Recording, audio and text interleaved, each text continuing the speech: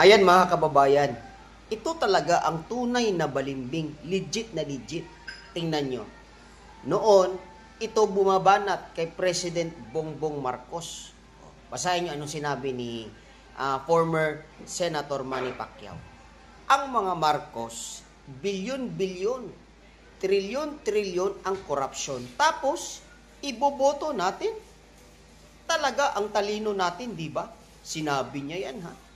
Ngayon, nang siya ay tatakbo muli sa pagkasenador, ano na naman ang sinabi niya?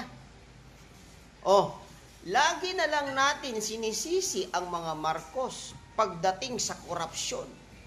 Hindi ba natin nakikita na sa panahon ng Marcos, ang bansa natin, number 1 sa ekonomiya? Tingnan nyo.